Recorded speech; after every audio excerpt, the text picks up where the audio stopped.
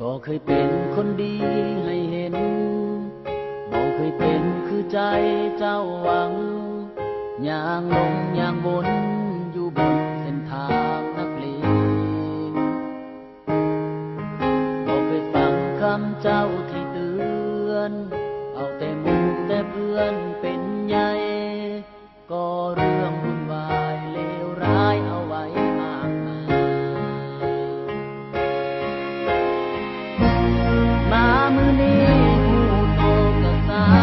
ยเกินไปที่โกกลับใจบ่มีความหมายบ่มีผู้ใดยอมรับหนีให้ตายปานใด